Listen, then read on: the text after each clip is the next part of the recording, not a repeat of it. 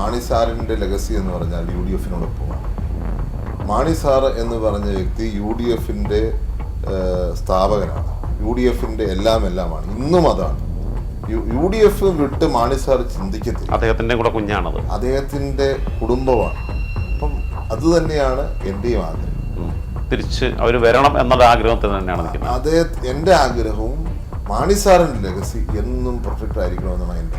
Parliamentary പ്രവർത്തനം എന്നുള്ളത് എന്നെ സംബന്ധിച്ച് ഇമ്പോർട്ടൻ്റേ അല്ലായിരുന്നു, രാഷ്ട്രീയ പ്രവർത്തനത്തിന്റെ ഭാഗമാണ്. പക്ഷേ സംഘടനയ്ക്ക് വേണ്ടി പ്രവർത്തിക്കുക, നാളത്തെ പാർട്ടിയെ കെട്ടിപ്പടുക്കുക, നാളത്തെ നേതാക്കന്മാരെ കൊണ്ടുവരിക എന്നുള്ളത് എൻ്റെ ഒരു ഉത്തരവാദിത്തമായിട്ട് ഞാൻ കരുതിയിട്ടുള്ള വ്യക്തിയാണ്. പക്ഷേ സ്വാഭാവികമായിട്ടും എല്ലാ കാര്യങ്ങളും നമ്മൾ ആഗ്രഹിക്കുന്ന പോലെ അല്ല ജീവിതത്തിൽ നടക്കുന്നത്. അപ്പോൾ അത് ദൈവനിശ്ചയമാണ്, ദൈവത്തിൻ്റെ വഴിയിലാണ് നമ്മൾ പോകുന്നത്. പക്ഷെ അങ്ങനെ ആകുമ്പോഴും അതിനകത്ത് ഇപ്പോൾ ഈ കുടുംബ രാഷ്ട്രീയം വന്നു എന്നൊക്കെയുള്ള ആരോപണം വരുമെന്നുള്ള കാരണം കൊണ്ട് അപ്പ മുഖ്യമന്ത്രിയായിരുന്നു, സംസ്ഥാനത്തെ ഏറ്റവും പ്രധാനപ്പെട്ട രാഷ്ട്രീയ നേതാവായിരുന്നു. അതുകൊണ്ടാണ് സംഘടനാ രാഷ്ട്രീയത്തിൽ വേണ്ടത്ര അവസരം കിട്ടാതെ പോയെന്ന് തോന്നിയിട്ടുണ്ടോ? ജീവിച്ചിരിക്കുന്ന കാലത്ത് നല്ലത് ഒന്നും ചെയ്ത് കൊടുക്കാതെ മരിച്ചു കഴിഞ്ഞിട്ട് സ്വർഗം കിട്ടുമെന്ന് പറയുന്നതിനകത്ത് എന്താ അർത്ഥം എന്ന് ചോദിച്ചിട്ടുണ്ട്. ആത്മഹത്യ എങ്ങനെ നിർവചിക്കുന്നത്? സ്വന്തം ആത്മീയത ഞാൻ ഇന്ന് ഡിറൈവ് ചെയ്യുന്നത് മഹാത്മാഗാന്ധിയുടെ ആത്മീയത. ഞാൻ അതിലാണ് ഇന്ന് അടിയുറച്ച് വിശ്വസിക്കുന്നത്. മഹാത്മാഗാന്ധിയുടെ ആത്മീയത രാമരാജ്യം എന്നുള്ളതാണ്, ദൈവരാജ്യത്തിൽ എല്ലാവരും തുല്യരാണ്. അത് വേറൊരിടത്തുമല്ല, ഈ ഭൂമിയിലാണ്, ഈ രാജ്യത്താണ്.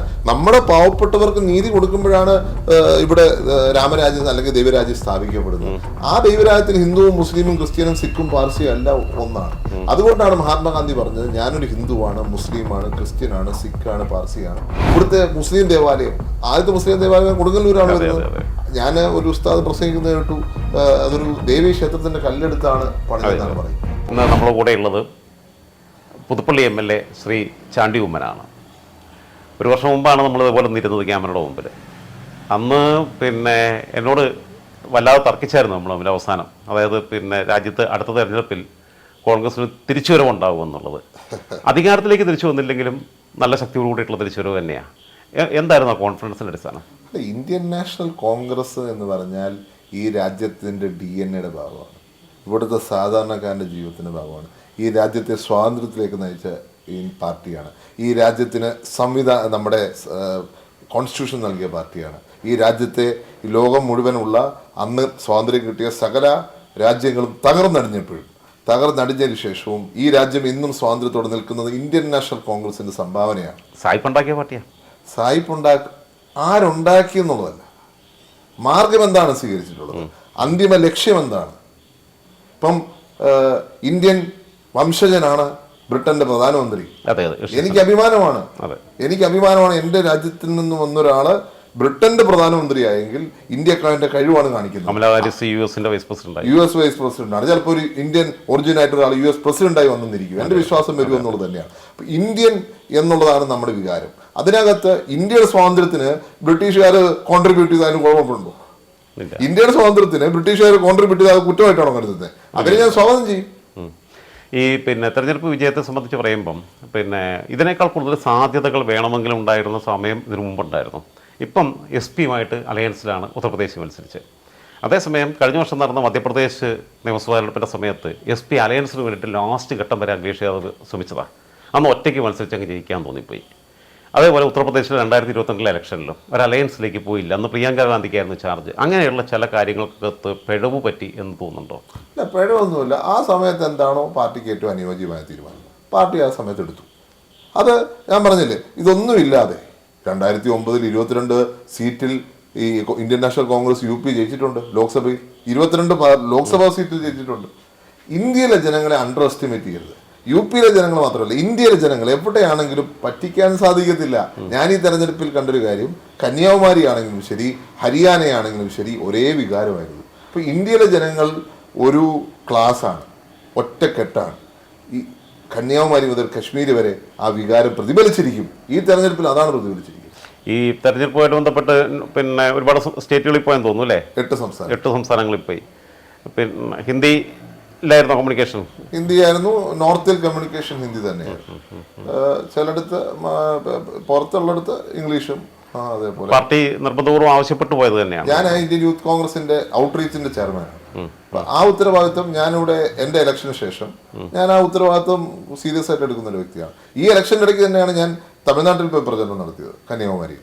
അതിനുശേഷം എൻ്റെ ഇലക്ഷൻ കഴിഞ്ഞ ശേഷം കർണാടകത്തിൽ പോയി, റായ്ബറേലിയിൽ പോയി പ്രിയപ്പെട്ട രാഹുൽജി മത്സരിച്ച സ്ഥലത്ത്, അതുപോലെ തന്നെ വാരണാസിയിൽ പോയി, ഡൽഹി, പഞ്ചാബ്, ഹരിയാന സംസ്ഥാനങ്ങളിൽ പോയി ഈ വീട് കയറി പ്രചരണം നടത്തിയിട്ടുണ്ട്, മലയാളികളുടെ ഇടയിൽ പ്രചരണം നടത്തിയിട്ടുണ്ട്, പ്രസംഗങ്ങൾ പങ്കെടുക്കാനുള്ള അവസരം ലഭിച്ചിട്ടുണ്ട്. ഈ പിന്നെ ഇപ്പോൾ പാർലമെൻറ്റ് രാഷ്ട്രീയത്തിൽ വന്ന് MLA ആയി, നാളെ പിന്നെ അതിനേക്കാളൊക്കെ അപ്പുറത്തേക്ക് പോകട്ടെ എന്ന് പിന്നെ ആശംസിക്കുന്നു. പക്ഷേ ഈ പാർലമെൻറ്റ് രാഷ്ട്രീയത്തിലല്ലാതെ സംഘടനാ രാഷ്ട്രീയത്തിനകത്ത് ചാണ്ടിയുമ്മൻ അങ്ങനെ പ്രത്യേകിച്ച് അല്ലെങ്കിൽ ഒരു DCC പിന്നെ തലപ്പത്തോ അല്ലെങ്കിൽ യൂത്ത് കോൺഗ്രസിൻ്റെ തലപ്പത്തോ KSUലോ ഒന്നും അങ്ങനെ ആ രീതിയിൽ പെർഫോം ചെയ്യാൻ പറ്റുന്നൊരു അവസരങ്ങളിലേക്ക് പോയിട്ടില്ല. അതിനകത്ത് എപ്പോഴെങ്കിലും നഷ്ടബോധം തോന്നിയിട്ടുണ്ടോ? തീർച്ചയായിട്ടും എനിക്ക് അതിനകത്തൊരു വിഷമമുണ്ട്. എനിക്ക് NSU രംഗത്തൊരു സെക്രട്ടറിയായി പ്രവർത്തിക്കണം എന്നൊരു ആഗ്രഹം ഉണ്ടായിരുന്നു. കാരണം എന്നെ സംബന്ധിച്ച് സംഘടനാ പ്രവർത്തനമാണ് ഏറ്റവും പ്രധാനം. പാർലമെന്ററി പ്രവർത്തനം എന്നുള്ളത് എന്നെ സംബന്ധിച്ച് ഇമ്പോർട്ടൻ്റേ അല്ലായിരുന്നു, രാഷ്ട്രീയ പ്രവർത്തനത്തിന്റെ ഭാഗമാണ്. പക്ഷേ സംഘടനയ്ക്ക് വേണ്ടി പ്രവർത്തിക്കുക, നാളത്തെ പാർട്ടിയെ കെട്ടിപ്പടുക്കുക, നാളത്തെ നേതാക്കന്മാരെ കൊണ്ടുവരിക എന്നുള്ളത് എൻ്റെ ഒരു ഉത്തരവാദിത്തമായിട്ട് ഞാൻ കരുതിയിട്ടുള്ള വ്യക്തിയാണ്. പക്ഷേ സ്വാഭാവികമായിട്ടും എല്ലാ കാര്യങ്ങളും നമ്മൾ ആഗ്രഹിക്കുന്ന പോലെ അല്ല ജീവിതത്തിൽ നടക്കുന്നത്. അപ്പോൾ അത് ദൈവനിശ്ചയമാണ്, ദൈവത്തിൻ്റെ വഴിയിലാണ് നമ്മൾ പോകുന്നത്. പക്ഷെ അങ്ങനെ ആകുമ്പോഴും അതിനകത്ത് പിന്നെ ഇപ്പോൾ ഈ കുടുംബ രാഷ്ട്രീയം വന്നു എന്നൊക്കെയുള്ള ആരോപണം വരുമെന്നുള്ള കാരണം കൊണ്ട് പിന്നെ അപ്പ മുഖ്യമന്ത്രിയായിരുന്നു, അപ്പ പിന്നെ സംസ്ഥാനത്തെ ഏറ്റവും പ്രധാനപ്പെട്ട രാഷ്ട്രീയ നേതാവായിരുന്നു, അതുകൊണ്ടാണ് സംഘടനാ രാഷ്ട്രീയത്തിൽ വേണ്ടത്ര അവസരം കിട്ടാതെ പോയെന്ന് തോന്നിയിട്ടുണ്ടോ? കാരണം അങ്ങനെ ആരോപണം ഒഴിവാക്കാൻ വേണ്ടിയിട്ട് പുള്ളി തന്നെ. ഞാൻ എൻ്റെ ലെവലിലാണ്, ഞാൻ ആരുടെയും പിൻഗാമിയല്ല. ഞാൻ എൻ്റെ ലെവലിൽ പ്രവർത്തിച്ചു വന്ന പൊതുപ്രവർത്തകനാണ്.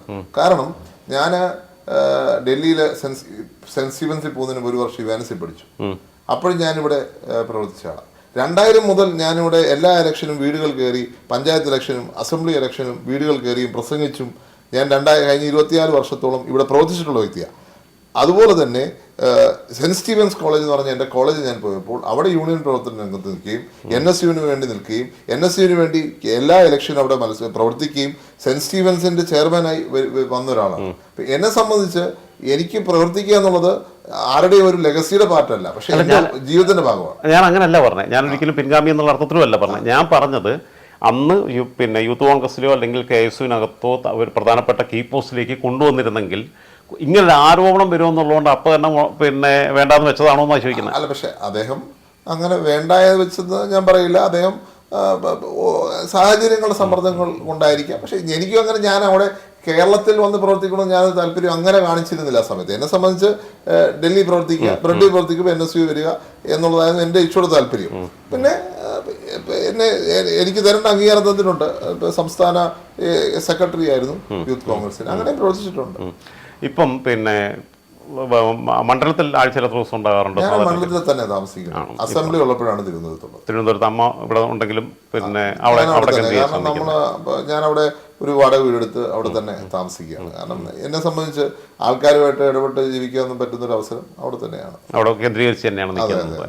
ഇപ്പം കഴിഞ്ഞ പിന്നെ നിയമസഭാ തെരഞ്ഞെടുപ്പിന് അന്ന് ബൈ ഇലക്ഷനിൽ 37,000 ചില്ലാനം വോട്ട് പിടിച്ച് ജയിച്ചു.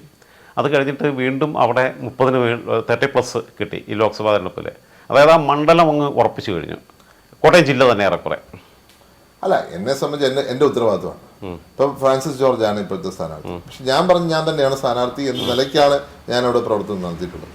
ഞാൻ 33 കിലോമീറ്റർ പദയാത്ര നടത്തി. ഒരു road show KJ George sir വന്ന് ബൈക്ക് റാലി നടത്തി. പിന്നെ ഒരു റോഡ് ഷോ പരിമല തൊട്ട് കോട്ടയം വരെ നടത്തിയപ്പോഴും പുതുപ്പള്ളി വഴിയാണ് ആ റോഡ് ഷോ പോയത്. അങ്ങനെ എന്നെ കൊണ്ട് ചെയ്യാവുന്ന പരമാവധി ഞാൻ ചെയ്തു. അവിടുത്തെ പ്രവർത്തകരും അതിനോട് തന്നെ ചേർന്ന് നിന്ന് ശക്തമായ പ്രവർത്തനം, ഓരോ പ്രവർത്തനം എൻ്റെ ഇലക്ഷൻ എങ്ങനെയാണോ പ്രവർത്തിച്ചത് അതിലേറെ ശക്തമായിട്ട് അവിടെ പ്രവർത്തിച്ചൊരു കാഴ്ച ഈ തെരഞ്ഞെടുപ്പിൽ. അത് പ്രത്യേകിച്ച് ജോഷി ഫിലിപ്പ് എന്ന് പറഞ്ഞ ഞങ്ങളുടെ നേതാവിൻ്റെ നേതൃത്വത്തിലാണ് മൊത്തം പ്രവർത്തനം നടന്നത്. ഞാനവിടെ ഇല്ലാത്ത സാഹചര്യത്തിൽ പോലും, ഞാനവിടെ കുറവ് സമയം ഉണ്ടായിരുന്നു. പുതുപ്പള്ളിയിലെ മാത്രമല്ല, പാല എടുത്ത് പ്രത്യേകിച്ച് പറയേണ്ടതുണ്ട്. അതെ, ഞാനവിടെ കുറവ് സമയത്തുണ്ടായിരുന്നപ്പോഴും ജോഷിയാൻ്റെ നേതൃത്വത്തിലുള്ള ടീം അവിടെ ഫുൾ വർക്ക് ചെയ്തു. അപ്പോൾ ആ ടീമിനും ഫുൾ ക്രെഡിറ്റാണ്. ഈ പാലയിലെ തെരഞ്ഞെടുപ്പ് പിന്നെ പരാജയം എന്ന് പറയുമ്പോൾ സ്വാഭാവികമായിട്ടും ജോസ് കെ മാണി അങ്ങേ ഏറ്റവും അസ്വസ്ഥനാവും. കാരണം പുള്ളി അതായത് മാണി സാറ് മരിച്ചതിന് ശേഷമുള്ള ആദ്യത്തെ ഉപതെരഞ്ഞെടുപ്പിൽ പിന്നെ ഇവർ പരാജയപ്പെടുന്നു, മാണി സി കാപ്പൻ ജയിക്കുന്നു. രണ്ടാമത്തെ പിന്നെ ഇലക്ഷനകത്ത് ജോസ് കെ മാണി തന്നെ പരാജയപ്പെടുന്നു. ഇപ്പോൾ വീണ്ടും പാർലമെൻറ്റിൽ പിന്നോക്കം പോയി. ഈ കേരള കോൺഗ്രസ് മാണി ഗ്രൂപ്പിൻ്റെ ഒരു രാഷ്ട്രീയ ഭാവി എങ്ങനെയാണ് കാണുന്നത്? അല്ല, കേരള കോൺഗ്രസ് മാണി സാറിൻ്റെ ലെഗസി എന്ന് പറഞ്ഞാൽ UDFിനോടൊപ്പമാണ്. മാണി സാർ എന്ന് പറഞ്ഞ വ്യക്തി UDFിൻ്റെ സ്ഥാപകനാണ്. UDF-ന്റെ എല്ലാമാണ്. ഇന്നും അതാണ്. UDF വിട്ട് മാണി സാർ ചിന്തിക്കത്തില്ല. അദ്ദേഹത്തിൻ്റെ കൂടെ കുഞ്ഞാണത്, അദ്ദേഹത്തിൻ്റെ കുടുംബമാണ്. അപ്പം അത് തന്നെയാണ് എൻ്റെയും ആഗ്രഹം. തിരിച്ച് അവർ വരണം എന്നുള്ള ആഗ്രഹത്തിൽ തന്നെയാണ് നിൽക്കുന്നത്. എൻ്റെ ആഗ്രഹവും മാണി സാറിൻ്റെ ലെഗസി എന്നും പ്രൊട്ടക്റ്റ് ആയിരിക്കണമെന്നാണ് എൻ്റെ ആഗ്രഹം. അതായത് പിന്നെ KM മാണിയോട് സ്നേഹവും ഇഷ്ടവുമുള്ള പ്രവർത്തകർ മനസ്സുകൊണ്ട് വൈകാരികമായി ബന്ധം വെച്ച് പുലർത്തുന്നത് UDF-നോടാണ്. 100%. UDF-നോടൊപ്പമേ അവർക്ക് നിൽക്കാൻ പറ്റത്തുള്ളൂ. അപ്പുറത്തെ ഒരു സാഹചര്യം അതിന് യോജിച്ചതല്ല. ജനാധിപത്യമില്ല എന്നുള്ളതാണ്. അതെ മുന്നണിക്കകത്ത് ജനാധിപത്യ മുന്നണിയോട് ചേർന്ന് മാത്രമേ മാണി സാറ് നിൽക്കത്തുള്ളൂ. ഇവിടെ എന്തൊക്കെ കാര്യങ്ങൾ പറഞ്ഞുണ്ടാക്കി UDF കാലത്ത്, എന്തെങ്കിലും അദ്ദേഹം പോലും ചെവി കൊടുത്തു? ഇല്ല, അദ്ദേഹം പോലും ചെവി കൊടുത്തില്ല. അതുകൊണ്ടാണ് ഈ ഗവൺമെന്റ് 5 വർഷം ഉമ്മൻചാണ്ടിയുടെ ഗവൺമെന്റ് ഇവിടെ നിന്നത്. അതേ ബാർക്കോടെ ഇപ്പൊ തിരിഞ്ഞു വന്നു. ആ വിഷയങ്ങളൊക്കെ അതൊന്നും ഞാൻ പറയുന്നില്ല, അത്തരം വിഷയങ്ങളിലേക്ക് അതിലേക്കൊന്നും ഞാൻ പോകുന്നില്ല. ചരിത്രത്തിന് അതിൻ്റെതായ, കാലത്തിനും ചരിത്രത്തിനും അതിൻ്റെതായ മൂവ്മെന്റ്സ് ഉണ്ട്. അതിങ്ങനെ പൊയ്ക്കൊണ്ടിരിക്കും. ഈ ബൂമറാങ്ങുകൾ ചിലപ്പോൾ വന്നെന്നിരിക്കും അവിടെ ഇവിടെയൊക്കെ. ഞാൻ അതിലേക്കൊന്നും കടക്കുന്നില്ല. ഓക്കെ. ഈ ഞാൻ അതിലേക്കൊന്നും കടക്കുന്നില്ല എന്ന് പറയുമ്പോൾ അതിനകത്തൊരു സ്പിരിച്വൽ ലെവലുണ്ട്. ഈ ആത്മീയതയുമായി ബന്ധപ്പെട്ട് വേറൊരു തലത്തിലേക്ക് പോകുന്നുണ്ടെന്ന് എനിക്ക് തോന്നുന്നു. അങ്ങനെ ഉണ്ടോ? അല്ല, തീർച്ചയായിട്ടും ആത്മീയതയാണ് നമ്മുടെയൊക്കെ ജീവിതത്തിന്റെ അടിസ്ഥാനം. ആത്മീയതയും ഇല്ലാതെ നമുക്ക് മുന്നോട്ട് പോകാൻ പറ്റത്തില്ല എന്ന് ഞാൻ വിശ്വസിക്കുന്നു. ഈ ആത്മീയതയെക്കുറിച്ച് പറയുമ്പോൾ തന്നെ ആത്മീയ സങ്കല്പം എങ്ങനെയാണ്? ഇപ്പോൾ നമ്മൾ ആത്മീയതയെക്കുറിച്ച് പല രീതിയിലുള്ള വേർഷൻസ് ഉണ്ട്. ഇപ്പോൾ അടുത്തിടെ സന്തോഷ് ജോർജ് കുളങ്ങര പറഞ്ഞൊരു കാര്യമുണ്ട്. ഈ ജീവിച്ചിരിക്കുന്ന കാലത്ത് നല്ലത് ഒന്നും ചെയ്ത് കൊടുക്കാതെ മരിച്ചു കഴിഞ്ഞിട്ട് പിന്നെ സ്വർഗം കിട്ടും എന്ന് പറയുന്നതിനകത്ത് എന്താ അർത്ഥം എന്ന് ചോദിച്ചിട്ടുണ്ട്. ആത്മീയത എങ്ങനെ നിർവചിക്കുന്നത് സ്വന്തം? ആത്മീയത ഞാൻ ഇന്ന് ഡിറൈവ് ചെയ്യുന്നത് മഹാത്മാഗാന്ധിയുടെ ആത്മീയതയാണ്. ഞാൻ അതിലാണ് ഇന്ന് അടിയുറച്ച് വിശ്വസിക്കുന്നത്. മഹാത്മാഗാന്ധിയുടെ ആത്മീയത രാമരാജ്യം എന്നുള്ളതാണ്. ദൈവരാജ്യത്തിൽ എല്ലാവരും തുല്യരാണ്. അത് വേറൊരിടത്തുമല്ല, ഈ ഭൂമിയിലാണ്, ഈ രാജ്യത്താണ്. നമ്മുടെ പാവപ്പെട്ടവർക്ക് നീതി കൊടുക്കുമ്പോഴാണ് ഇവിടെ രാമരാജ്യം അല്ലെങ്കിൽ ദൈവരാജ്യം സ്ഥാപിക്കപ്പെടുന്നത്. ആ ദൈവരാജ്യത്തിൽ ഹിന്ദുവും മുസ്ലിമും ക്രിസ്ത്യനും സിഖും പാർസിയും എല്ലാം ഒന്നാണ്. അതുകൊണ്ടാണ് മഹാത്മാഗാന്ധി പറഞ്ഞത്, ഞാനൊരു ഹിന്ദുവാണ്, മുസ്ലിമാണ്, ക്രിസ്ത്യനാണ്, സിഖാണ്, പാർസിയാണ്. ഞാൻ മാത്രമല്ല, നിങ്ങൾ ഓരോരുത്തരും അതാണ്. ആ യാഥാർത്ഥ്യം നിലനിൽക്കുന്ന ഒരു കാര്യമാണ്. അപ്പോൾ അത് ശരിക്കും പറഞ്ഞാൽ ഒരു ലാർജർ ഹിന്ദു സ്കീമിലാണ് അദ്ദേഹം കാര്യങ്ങളെ കണ്ടത്. അതുകൊണ്ടാണ് എല്ലാവരെയും തുല്യരായി അദ്ദേഹം അംഗീകരിച്ചത്. അദ്ദേഹത്തിന്റെ ജീവിതമാക്കി മാറ്റി. ഇന്ത്യയുടെ സാംസ്കാരിക പൈതൃകവുമായിട്ട് ഏറ്റവും കൂടുതൽ ബന്ധമുള്ളതാണ്. കാരണം ഇവിടുത്തെ ചരിത്രം നോക്കൂ, ആരൊക്കെ കടന്നു വന്നു. ക്രൈസ്തവ സമൂഹം കടന്നു വരുമ്പോൾ യൂറോപ്പിൽ പീഡിക്കപ്പെടുക, യൂറോപ്പിൽ കുരിശിൽ നിർത്തി പീഡിപ്പിക്കപ്പെടുക. ഇവിടെ വന്നപ്പോൾ 2 കൈ നീട്ടി സ്വീകരിച്ചു. ഇതങ്ങനെ പത്മനാഭപുരം പാലസ് ഉണ്ട്. ആ പാലസിന്റെ അടുത്താണ് ആദ്യത്തെ ചർച്ച് പറയുന്നത്. അത് പണിയാൻ അവിടുത്തെ രാജാക്കന്മാർ അനുമതി കൊടുത്തു. ഇവിടുത്തെ മുസ്ലിം ദേവാലയം, ആദ്യത്തെ മുസ്ലിം ദേവാലയം കൊടുങ്ങല്ലൂരാണ് വരുന്നത്.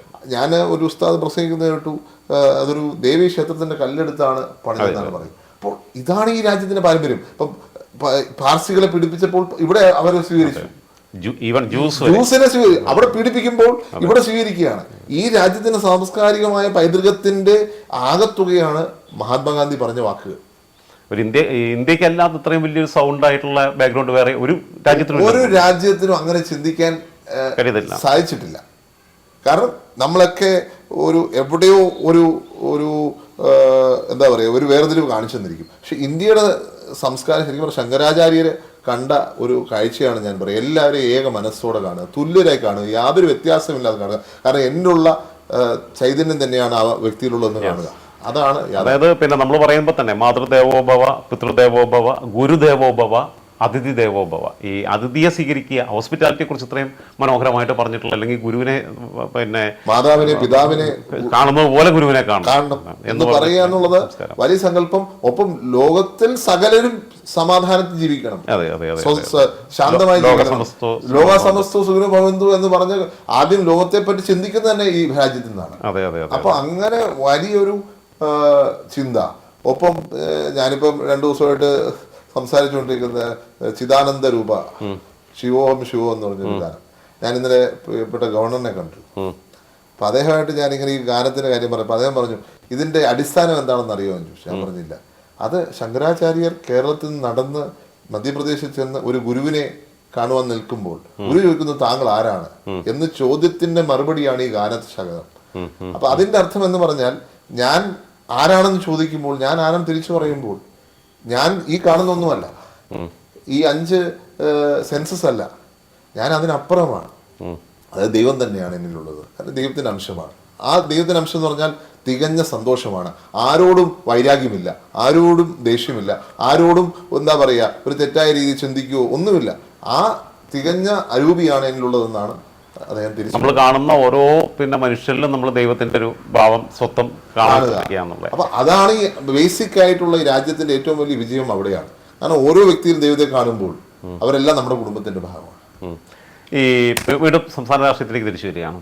സംസ്ഥാന രാഷ്ട്രീയത്തിനകത്ത് ഇപ്പം ഞാനങ്ങനെ പറയുന്നത് ശരിയാണോ ഇല്ലയോ എന്നുള്ളത് അറിയത്തില്ല. എന്തായിരുന്നാലും നിങ്ങൾ ആഗ്രഹിക്കുന്നുണ്ടോ ഇല്ലയോ എന്നുള്ളതല്ല, കേരളത്തിൽ പൊതുവെ ആളുകൾ രാഷ്ട്രീയം നിരീക്ഷിക്കുന്നവർ 2026 UDF മിനിസ്ട്രി വരികയും ആ മന്ത്രിസഭയ്ക്കകത്ത് വളരെ ചെറുപ്പക്കാരായിട്ടുള്ള ചാണ്ടി ഉമ്മനും അതേപോലെ തന്നെ ഷാഫി പറമ്പിലും മന്ത്രിമാരാവുമെന്ന് പ്രതീക്ഷിച്ചിരുന്ന ഷാഫിയെ പിടിച്ച് ഡൽഹിയിലോട്ട് പറഞ്ഞയച്ചത് ശരിയായ തീരുമാനമായിട്ട് തോന്നുന്നുണ്ടോ?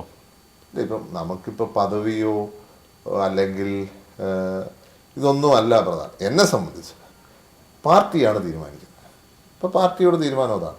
അപ്പോൾ അത് എന്തായിരിക്കും ഇങ്ങനെ തീരുമാനം എടുത്തെന്നുള്ളത് അവിടെ ശൈലജ ടീച്ചറിനെതിരെ ഒരു ഉചിതനായ സ്ഥാനാർത്ഥി വേണം എന്നുള്ള തീരുമാനമായിരിക്കും അതിന് കാരണം. കയ്യിലുള്ള നിയമസഭാ സീറ്റ് ആകെ 10,000 വോട്ടിന് ജയിച്ചതാണ് പാലക്കാട്. ബൈ ഇലക്ഷനിലേക്ക് പോവുക, അത് നിലനിർത്താൻ കഴിയുമോ എന്നുള്ളത് പോലും വളരെ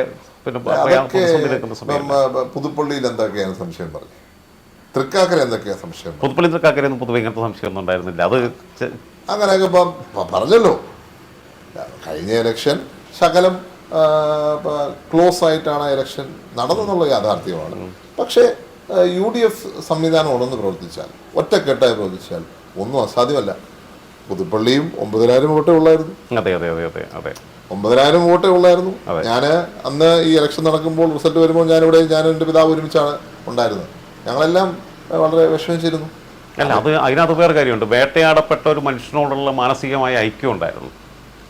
ആ സ്നേഹവും കൂടെ വോട്ടായിട്ട് മാറിയിട്ടുണ്ട്. പൊളിറ്റിക്കൽ മാത്രമല്ല, ഞാൻ പറയുന്നത് എന്റെ റിസൾട്ടിൽ അതുണ്ട്. പക്ഷെ അതിനു മുമ്പ് നടന്ന തെരഞ്ഞെടുപ്പിൽ അപ്പം പുതുപ്പള്ളിയിൽ ജയിക്കാമെങ്കിൽ ഉത്തരവല്ലി ജയിക്കാം, അതേ വിജയം പാലക്കാട് ആവർത്തിക്കാം.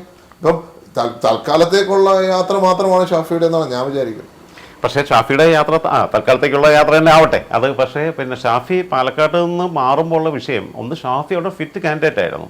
ഷാഫി 3 പ്രാവശ്യം അവിടെ നിന്ന് മത്സരിച്ച് വിജയിച്ചതോ തോൽപ്പിച്ചതോ ആരൊക്കെയാണെന്നുള്ള നോക്കണം. ഈ ശ്രീധരനെ വരെ നിർത്തിയിട്ട് BJPക്ക് നിലനിർത്താൻ പറ്റിയില്ല. ഷാഫി മണ്ഡലം വിട്ടുപോയി എന്ന ഒരു ട്രെൻഡ് കൂടെ വന്നു കഴിഞ്ഞാൽ അവിടെ വേറെ സ്ഥാനാർത്ഥിയെ നിർത്തി ഫിറ്റ് ആയിട്ടുള്ള ആൾ വരും. കോൺഗ്രസ് അങ്ങനെയാണല്ലോ. കോൺഗ്രസ് എത്രയോ പേരുണ്ട്. കോൺഗ്രസ് പാർട്ടി എന്ന് പറഞ്ഞാൽ എല്ലാവരും ഉൾക്കൊള്ളുന്ന പാർട്ടിയാണ്. ഓവർ കോൺഫിഡൻസ്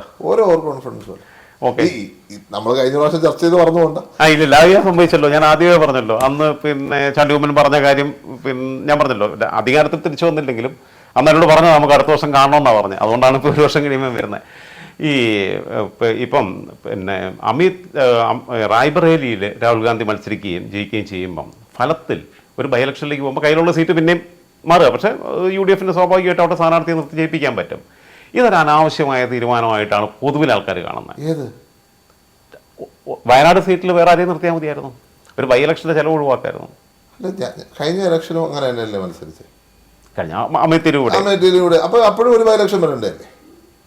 അല്ല, അപ്പോഴും ഒരു സാഹചര്യം ഉണ്ടായിരുന്നു, ഇപ്പോഴും ആ സാഹചര്യം ഉണ്ടായി. ഇപ്പൊ ഈ സാഹചര്യം തികഞ്ഞു വന്നു. അതിനകത്ത് കൃത്യമായി വയനാട്ടിലെ ജനങ്ങൾക്ക് അറിയാം എന്താ സാഹചര്യം എന്നുള്ളത്. രാജ്യത്തെ ജനാധിപത്യത്തിന് വേണ്ടിയുള്ള പോരാട്ടത്തിൽ രാഹുൽ ഗാന്ധി ഇറങ്ങി നിൽക്കുമ്പോൾ രാഹുൽ ഗാന്ധിയോടൊപ്പമാണ് ഇന്ത്യയിലെ ജനങ്ങൾ, വയനാട്ടിലെ ജനങ്ങൾ, കേരളത്തിലെ ജനങ്ങൾ. സംശയമില്ല. ഈ തെരഞ്ഞെടുപ്പിന്റെ റിസൾട്ടും രാഹുൽ ഗാന്ധിക്കുള്ള അംഗീകാരമാണ്. രാഹുൽ ഗാന്ധിയെ പ്രധാനമന്ത്രിയാക്കാനാണ് ഈ തെരഞ്ഞെടുപ്പിൽ ഇത്രയും വലിയ ഭൂരിപക്ഷം കോൺഗ്രസിന് നൽകിയിരിക്കുന്നത്. വേറെ ഒന്നുമല്ല ഫാക്ടർ, രാഹുൽ ഗാന്ധി ഫാക്ടർ. പക്ഷേ രാഹുൽ ഗാന്ധി ഫാക്ടർ എന്ന് പറയുമ്പോൾ തന്നെ ഇപ്പോൾ തമിഴ്നാട്ടിൽ നിന്ന് പറഞ്ഞു കഴിഞ്ഞാൽ കോൺഗ്രസോ അല്ലെങ്കിൽ ഇടതുപക്ഷമോ ഒന്നും അവിടെ ഒരു ഫാക്ടറേ അല്ല. അത് ജയിച്ചു കുറച്ച് സീറ്റുകൾ കിട്ടിയെന്നുള്ളതേ ഉള്ളൂ. സ്റ്റാലിൻ്റെ കെയർ ഓഫിൽ കിട്ടുന്നതാണ്. UP അഖിലേഷ് യാദവിൻ്റെ അങ്ങനൊന്നും പറയുന്നത് ശരിയല്ല. ഞാൻ ഈ എല്ലാ സ്ഥലത്തും പോയിട്ടുള്ള വ്യക്തിയാണ്. അത് രാഹുൽ ഗാന്ധി ഫാക്ടർ തന്നെയാണ്. ആം ആദ്മിയുമായിട്ടുള്ള ഈ സഖ്യം ഡൽഹിയിൽ ഗുണം ചെയ്തില്ല.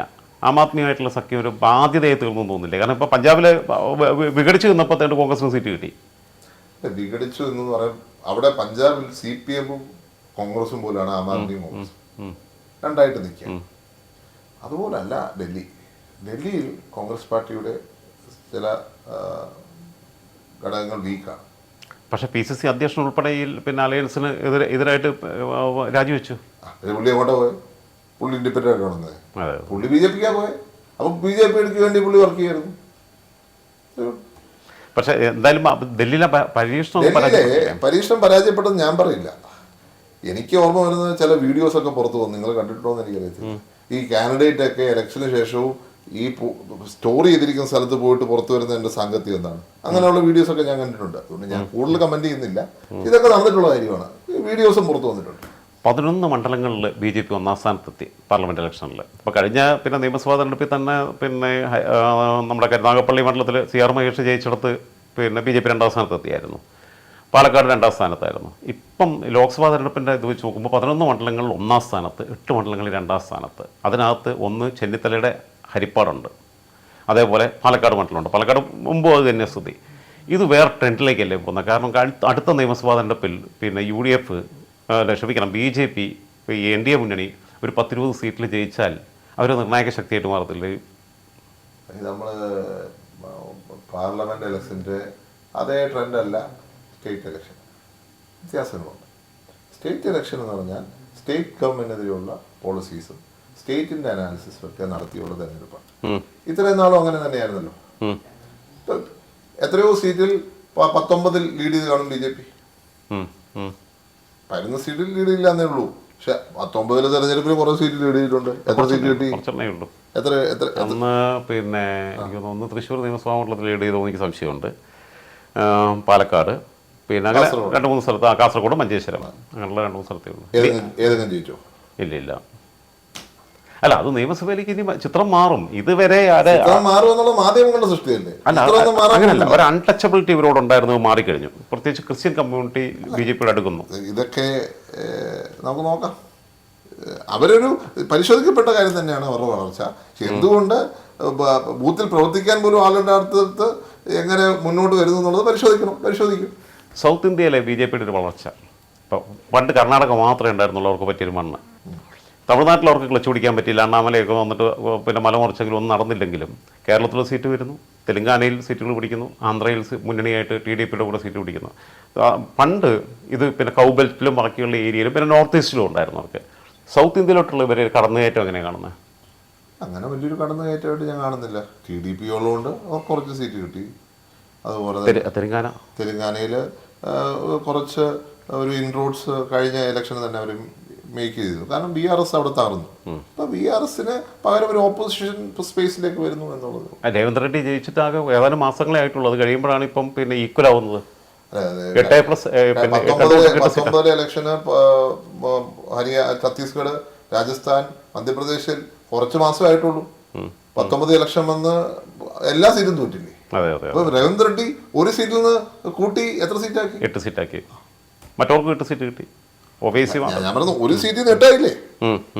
ഒരു സീറ്റിൽ നിന്ന് 8 സീറ്റിലേക്ക് വളർത്തിയില്ലേ? അതായത് BRS തകർന്ന സ്പേസിലോട്ട് പിന്നെ സ്വാഭാവികമായിട്ട് നാഷണൽ ഇലക്ഷൻ ആകുമ്പോൾ ഇവിടെ കണ്ടർ ഫാക്ടേഴ്സ് അവിടെ റിഫ്ലക്ട് ചെയ്യും. നാഷണൽ ഫാക്ടറിൽ റിഫ്ലക്ട് ചെയ്ത് വരത്തില്ല ഒരു സ്റ്റേറ്റില് നാഷണൽ ഇലക്ഷൻ. തൃശ്ശൂർ എന്ത് പറ്റി? ഇത് ഇത്രയും ഇങ്ങനെയൊക്കെ നിന്നിട്ട് K. മുരളീധരനെ പോലെ അതിശക്തനായ ഒരാൾ, അദ്ദേഹം 96 അവിടെ നിന്ന് കരുണാകരൻ പരാജയപ്പെടുന്നു, 98 പുള്ളി പരാജയപ്പെടുന്നു, അത് കഴിഞ്ഞിട്ട് മുകുന്ദപുരത്ത് പത്മജ പരാജയപ്പെടുന്നു, വടക്കാഞ്ചേരിയിൽ 2004 മുരളി പരാജയപ്പെടുന്നു, വീണ്ടും തൃശ്ശൂർ തിരിച്ചടി കൊടുത്തുകൊണ്ടിരിക്കുക. മാള K. കരുണാകരൻ്റെ പ്രിയപ്പെട്ട സ്ഥലം ഉണ്ടായിരുന്നൊരു മണ്ഡലമാണ് തൃശ്ശൂർ. അല്ല, അത് പരിശോധിക്കണം എന്ത് പറ്റി എന്നുള്ളത്. ഞാനവിടെ പ്രചരണത്തിന് പോയ ഒരു വ്യക്തിയാണ്. അപ്പോൾ തന്നെ ചില സംഘടനാ പ്രശ്നങ്ങൾ എനിക്ക് തോന്നിയിട്ടുണ്ട്. ആ സംഘടനാ പ്രശ്നങ്ങൾ പരിശോധിക്കപ്പെടേണ്ട കാര്യമാണ്. ഗൗരവമായി തന്നെ പരിശോധിച്ചുകൊണ്ടിരിക്കുകയാണല്ലോ. പാർട്ടിക്ക് അതിൻ്റെതായ സംവിധാനമുണ്ട്, അതിൻ്റെതായ തീരുമാനം എടുത്തു വരികയാണ്. K. മുരളീധരനെ മാറ്റി നിർത്തിക്കൊണ്ടൊന്നും ആർക്കും മുന്നോട്ട് പോകാൻ സാധിക്കുന്നില്ല. കേരളത്തിൽ തന്നെ ഏറ്റവും വലിയ മതേതര മുഖമുള്ള മതേതര നേതാവാണ് K. മുരളീധരൻ. യാതൊരു സംശയവും വേണ്ട, K. കരുണാകരന്റെ എല്ലാ ഗുണങ്ങളും ഉള്ള നേതാവാണ്. മികച്ച KPCC പ്രസിഡന്റുമായിരുന്നല്ലോ, മികച്ച സംഘാടകനായിരുന്നു. KPCC ഓഫീസ് പണിയാനൊക്കെ എടുത്ത എന്താ പറയാ, ധൃതി കൂടിപ്പോയി.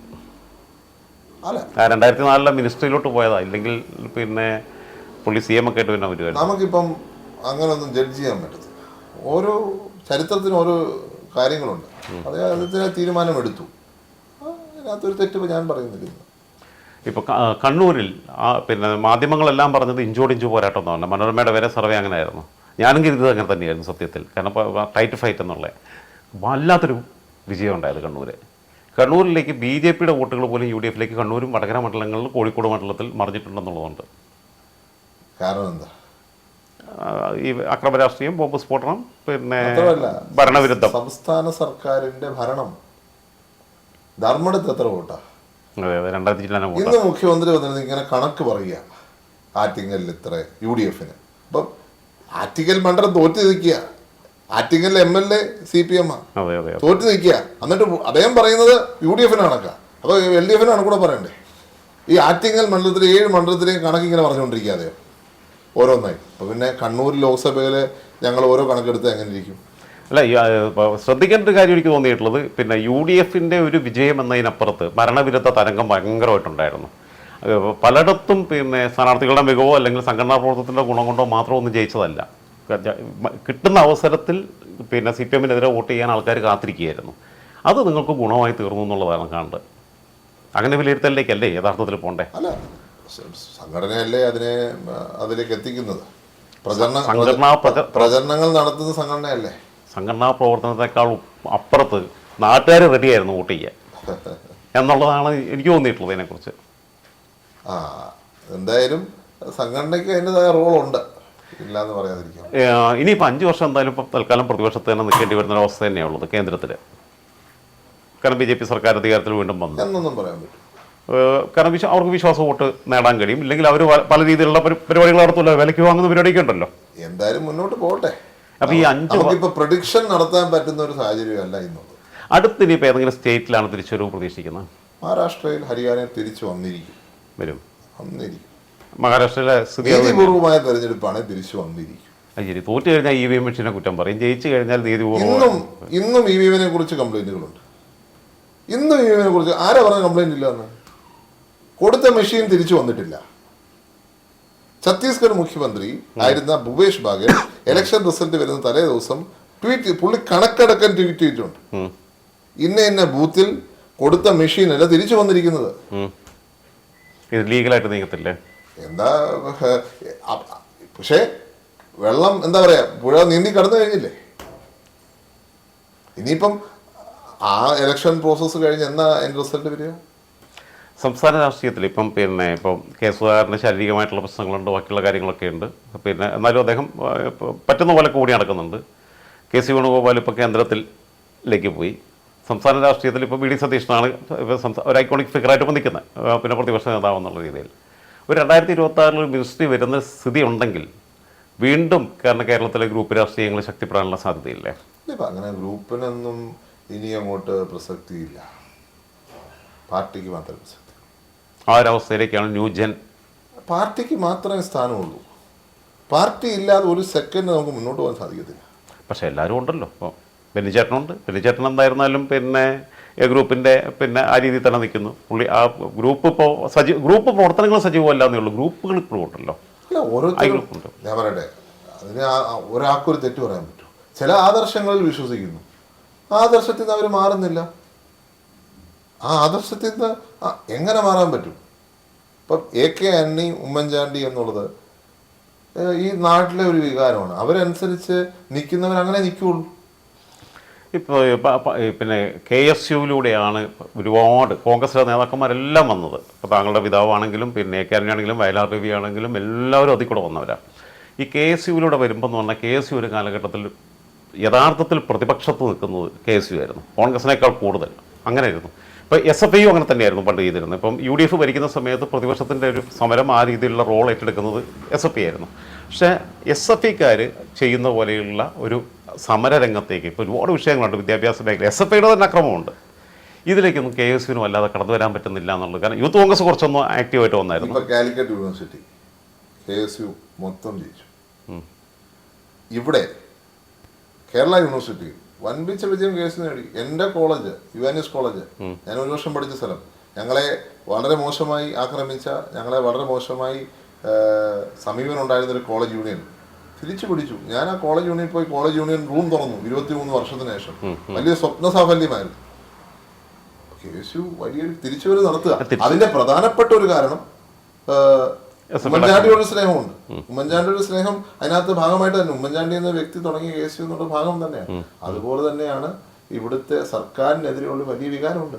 സിദ്ധാർത്ഥൻ എന്ന് പറഞ്ഞ ചെറുപ്പക്കാരനോട് എന്താണ് SFI ചെയ്തത്? അതൊക്കെ ഇപ്പം 77 അടിയന്തരാവസ്ഥ കാലത്തിന് ശേഷം ഉണ്ടായിരുന്ന അതേ സമീപനമാണ് ഇന്നുള്ളത്. ജനങ്ങളുടെ ഇടയിൽ വലിയ വികാരമുണ്ട്, വിദ്യാർത്ഥികളുടെ ഇടയിൽ വലിയ വികാരമുണ്ട്. അത് KSU മുതലാക്കുന്നില്ല എന്ന് പറഞ്ഞാൽ ശരിയല്ല. അല്ല, ഞാൻ പറയുന്നത് ഇതിനെ ഇപ്പം പണ്ടെന്ന് പറഞ്ഞാൽ ഇപ്പോൾ SFI ഒക്കെ എന്ന് പറഞ്ഞാൽ തെരുവിൽ ഇറങ്ങിയിട്ടാണെങ്കിലും ഏറ്റവും സ്ട്രോങ് ആയിട്ടുള്ള സമരങ്ങളിലേക്ക് പോകുമായിരുന്നു. ആ രീതിയിലേക്ക് ഇതിപ്പോൾ കാരണം ജനങ്ങൾക്ക് മാനസികമായിട്ട് ഐക്യപ്പെടലുണ്ട്. SFI ഇത്രയും പ്രതിക്കൂട്ടി നിൽക്കുന്ന സമയം അതിനെ തെരുവിലേക്ക് ഒരു സമരം എന്ന രീതിയിലേക്ക് എന്തുകൊണ്ട് എത്തിക്കുന്നില്ല എന്നുള്ളത് ചോദിച്ചാൽ എനിക്ക് വ്യക്തിപരമായി യോജിപ്പില്ല. ഈ തരത്തിലുള്ള സമരങ്ങളൊന്നും നാടിന് ഗുണം ചെയ്യില്ല, ഈ വിദ്യാർത്ഥികൾക്ക് ഗുണം ചെയ്യില്ല. SFI നടത്തിയുള്ള സമരം എന്താ? രജനീകാന്ത് സാനന്ദിന്റെ പേര് നടത്തിയ സമരം എന്നാ 2003 കാലഘട്ടത്തിൽ ഇവിടുത്തെ തെരുവുകളെ യുദ്ധ മേഖലകളാക്കി മാറ്റി. അതാണോ വേണ്ടത്? ആ പോളിസി തന്നെ ഫോളോ ചെയ്യുകയും ചെയ്തു. ഒന്ന് പറയുകയും രണ്ട് പ്രവർത്തിക്കുകയും അതിന് ചൂട്ട് പിടിച്ചു കൊടുക്കുകയും. അതായത് ഈ ഒരു സംഘർഷാവസ്ഥയിലേക്ക് പോകുന്നതല്ല സമരങ്ങളുടെ ക്രിയാത്മകമായ ഒരു വശം, അല്ലെങ്കിൽ ക്രിയേറ്റീവായിട്ടുള്ള അല്ലെങ്കിൽ കൺസ്ട്രക്റ്റീവായിട്ടുള്ള സമരങ്ങളിലേക്കാണ് പോകേണ്ടതെന്നുള്ള അഭിപ്രായത്തിലാണ് നിൽക്കുന്നത്. യാതൊരു സംശയമില്ല. JNU മോഡൽ ഇടതുപക്ഷം ഉണ്ടല്ലോ, ഇടതുപക്ഷം ജയിക്കുന്ന സ്ഥലമല്ലേ. അപ്പൊ JNU മോഡൽ ഓഫ് പൊളിറ്റിക്സിന് ആർക്കാണ് ഇവിടെ എതിർപ്പ്? ഏറ്റവും ക്രിയേറ്റീവായിട്ടും ഏറ്റവും വൈബ്രന്റ് ആയിട്ടുള്ള പൊളിറ്റിക്സ് ഉള്ള രാജ്യത്തെ ക്യാമ്പസാണ്.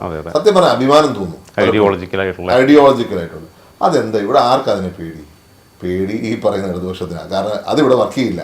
അവർക്ക് ഈ അക്രമം കൊണ്ട് മാത്രമേ ഇവിടെ പിടിച്ചിരിക്കാൻ പറ്റുള്ളൂ. കാരണം കേസ് ഇവിടെ വളർന്നപ്പോഴൊക്കെ ഇവിടെ ഐഡിയോളജിക്കൽ പൊളിറ്റിക്സ് ആണുള്ളത്. ഐഡിയോളജി ഇല്ലാതെ പൊളിറ്റിക്സ് മുന്നോട്ട് പോവുകയില്ല. അപ്പം ഐഡിയോളജി ഇല്ലാതെ പോകുമ്പോഴാണ് അക്രമം വരുന്നത്. അക്രമം പിന്നെ വഴിവെക്കുന്ന വർഗീയതയ്ക്കാണ്. ഇവിടെ ഐഡിയോളജിക്കൽ പൊളിറ്റിക്സിനെ തിരിച്ചു കൊണ്ടുവന്നാൽ യാതൊരു സംശയവും വേണ്ട, കേരളത്തിലെ ക്യാമ്പസുകൾ വൈബ്രൻ്റായി മാറും, വിദ്യാർത്ഥി നേതാക്കൾ വളർന്നു വരും. അത് പൊളിറ്റിക്സിൽ മാത്രമല്ല എല്ലാ മേഖലയിലും വളർന്നു. JNUവിൻ്റെ ഒരു പ്രൊഡക്റ്റ് ആയിരുന്നല്ലോ നമ്മുടെ കനകകുമാർ. 2016 ആസാദി മുദ്രാവാക്യം വിളിച്ചിട്ടൊക്കെ വരുന്നത്. കനകകുമാർ പക്ഷേ CPIയുടെ സ്ഥാനാർത്ഥിയായിട്ട് 2019 ബീഹാറിലെ ബെഗുസരായ് മണ്ഡലത്തിൽ മത്സരിച്ചായിരുന്നു. ചെറിയ മാർജിനിലാണ് പരാജയപ്പെട്ടത്. കനകകുമാർ കോൺഗ്രസിൽ ചേർന്നത് അദ്ദേഹത്തിൻ്റെ രാഷ്ട്രീയപരമായിട്ടുള്ള ആത്മഹത്യ ചെയ്തതിന് തുല്യമായിട്ട് കണ്ടാൽ എങ്ങനെ പറയും? കാരണം പുള്ളി ഇപ്രാവശ്യം ദില്ലിയിലാണ് മത്സരിച്ചത്. ബെഗുസരായി തന്നെ വീണ്ടും CPIയിൽ നിന്നിട്ട് മത്സരിക്കുകയാണെങ്കിൽ ഒരു വർഷം ജയിച്ചു പോകേണ്ടതായിരുന്നു. ഈ പറഞ്ഞ തന്നെ പ്രശ്നം ജയിക്കുന്നത് മാത്രമാണോ? ജയിക്കാൻ എന്ത് ചെയ്യുന്ന ലോകത്തിൽ നമ്മൾ ജയിക്കുക. പരാജയപ്പെടുന്നവർക്ക് കൂടി ലോകമുണ്ട്. പരാജയപ്പെടുന്നവർക്ക് വേണ്ടി നിൽക്കുന്ന കൂടി ലോകമാണ്. വീട് സ്പിരിച്വലായി. അല്ല, ഞാൻ പറയുന്നത് സത്യത്തിന് വേണ്ടി നിലകൊള്ളുമ്പോൾ മഹാത്മാഗാന്ധി എത്ര പ്രാവശ്യം പരാജയപ്പെട്ടു, എത്ര വർഷം ജയിലിൽ കിടന്നു. അവിടെ നിന്നും ഈ രാജ്യത്തിന് സ്വാതന്ത്ര്യം നേടിക്കൊടുത്തില്ലേ? അത് പൊളിറ്റിക്സ് ആണ്. ഈ രാജ്യത്തിന്റെ സ്പിരിച്വാലിറ്റി മാത്രമല്ല, പൊളിറ്റിക്സ് ആണ്. പരാജയപ്പെടുന്നിടത്തും നമ്മൾ പരാജയം അംഗീകരിക്കുന്നില്ല. തുടർന്നും നമ്മുടെ സമരം തുടർന്നുകൊണ്ടിരിക്കുകയാണ്. ഇവിടുത്തെ കോടാനുകോടി പാവപ്പെട്ടവർക്ക് വേണ്ടി നിൽക്കുമ്പോൾ ചില ബുദ്ധിമുട്ടുകൾ വന്നിരിക്കും. അതിനെ മറികടക്കുവാനുള്ള ശക്തി ഇന്ത്യൻ നാഷണൽ കോൺഗ്രസിനുണ്ട്. ഇന്ത്യൻ നാഷണൽ കോൺഗ്രസിന് മാത്രമേ അത് സാധിക്കത്തുള്ളൂ എന്ന് മനസ്സിലാക്കിക്കൊണ്ടാണ് കനകകുമാർ കോൺഗ്രസിൽ ചേർന്നത്, കോൺഗ്രസിന്റെ പ്രധാനപ്പെട്ട പദവിയിലിരിക്കുന്നത്. ഇവിടുത്തെ പാവങ്ങൾക്ക് വേണ്ടി ശബ്ദിക്കണമെങ്കിൽ കോൺഗ്രസിന് മാത്രമേ സാധിക്കത്തുള്ളൂ. എന്തായിരുന്നാലും എല്ലാവരും ചോദിക്കുന്നത് ക്ലീഷേ ക്വസ്റ്റ്യൻ ആണ്. അതിലോട്ട് എനിക്ക് പോകാൻ താല്പര്യമില്ല, പൈങ്കിളിയാണ്. പക്ഷെ എന്നാലും ഞാൻ ചോദിക്കുക, കാരണം ഇതിപ്പോൾ അമ്മയ്ക്കാണെങ്കിലും ഒരു ആഗ്രഹമൊക്കെ ഉണ്ടാവും ഒരു കല്യാണമൊക്കെ കഴിച്ച് കാണണമെന്നുള്ള. ആദ്യം ഉറക്കെ പറയേണ്ട അവിടെ കേൾക്കും തുടങ്ങൂലേ? അപ്പോൾ അതിന് ശരിയില്ല മറുപടി ഉള്ളൂ, ഒന്നും പറയുന്നില്ല. അതൊക്കെ നടക്കും സമയത്ത്. സമയം ആയിട്ടില്ല എന്നുള്ളത് എപ്പോഴും നിൽക്കുന്നത്. അല്ല, ഞാൻ പറഞ്ഞില്ല സമയത്ത് നടക്കുമെന്നേ പറഞ്ഞുള്ളൂ, സമയം ആയിട്ടില്ലെന്ന് ഞാൻ പറഞ്ഞിട്ടില്ല. എന്തായിരുന്നാലും സമയം ഒരുപാടായി. ഈ കേരളത്തിലെ കോൺഗ്രസിൻ്റെ ഒരു ഭാവിയെക്കുറിച്ച് കാണുന്നത് 2026 എന്ത് സംഭവിക്കുന്നതാണ് കൂട്ടുന്നത്? 2026 ചലഞ്ച് തന്നെയാണ്, യാതൊരു സംശയവും വേണ്ട.